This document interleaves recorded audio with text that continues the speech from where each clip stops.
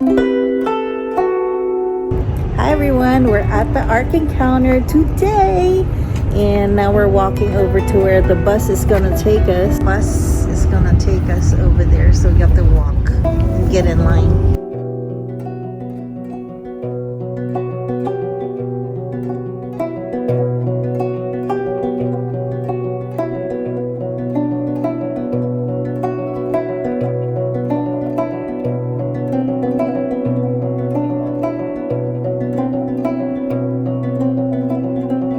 Entering the rainbow.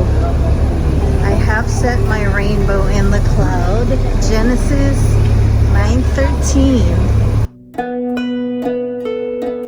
As soon as I realized how small I was in proportion to this ark, it somehow reminded me just how incredibly big my God is. Suddenly, this huge emotional bubble began to expand inside my heart and chest. I could not contain the tears, it just flowed.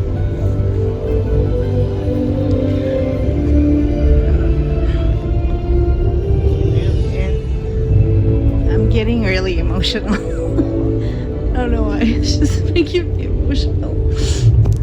Really hard to imagine how a 600-year-old man and his sons building an enormous ark in the middle of the desert with all of his peers mocking him, and how his miraculous abilities was able to complete such a task. It's so unbelievable. Wait till you see what's inside.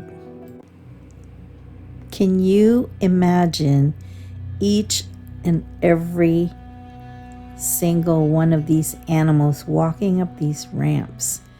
2 by 2, there's 3 ramps. The sound of all the animals, birds, and dinosaurs, yes, dinosaurs, echoing the halls of this enormous ark.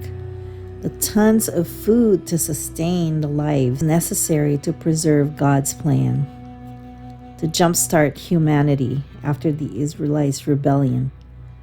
You know, skepticism is alive even today, and it's sad to think that even with the wide array of evidence that God exists, human beings still scoff at him.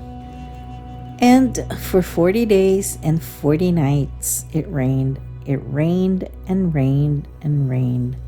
Slowly, the world began to fill up with water.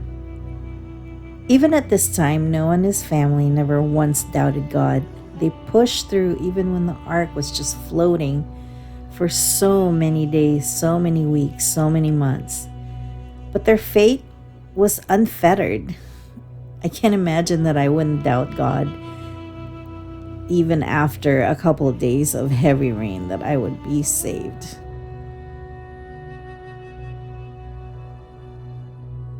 Said that God chose the juvenile animals for this ark because they are smaller and more resilient to the violent journey ahead.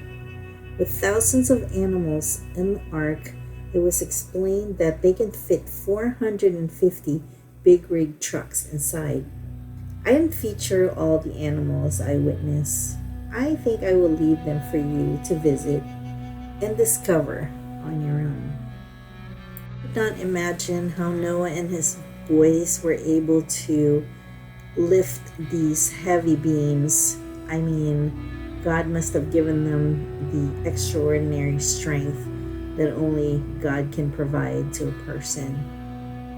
I can provide you with all the details that I've got out of this visit, but for one, there's so much, and I know that I would probably not be able to hold your attention, but I would just really invite you to go ahead and visit this place yourself. It is an incredible place. I think it is, you will get more out of this ark than anywhere else that you can go and see.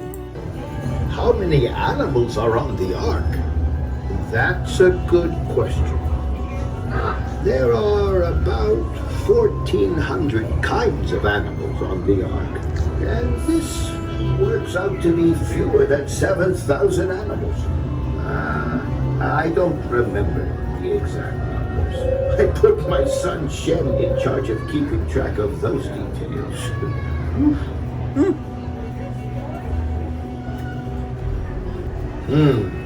Good question. These two birds are here because my lovely wife Zara, who's always been good with animals, wanted to train them to fetch items and carry messages.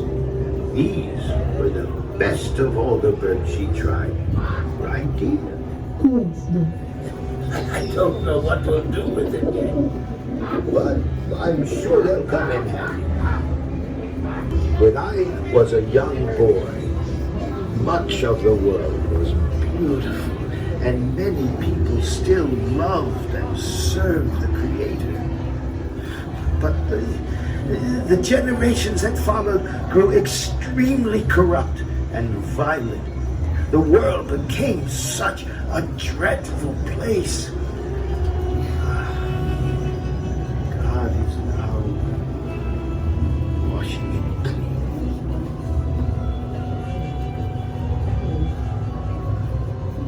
How long did it take to build the ark? Well, after our boys grew up, God told me his plans. He said the ark would be for me, my wife, our sons, and our sons' wives. It took us several decades to build the ark, but that was after years of designing it, collecting supplies, and preparing the site.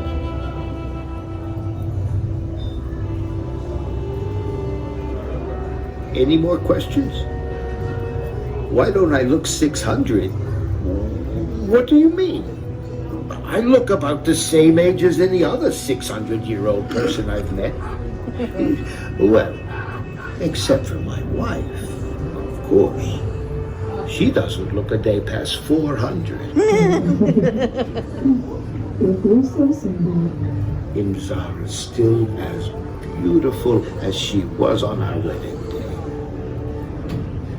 Why does my globe only have one landmass? That's a good question.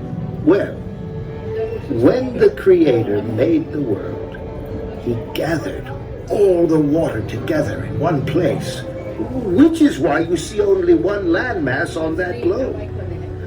Oh, I have traveled and explored much of the land and seen so many great marvels.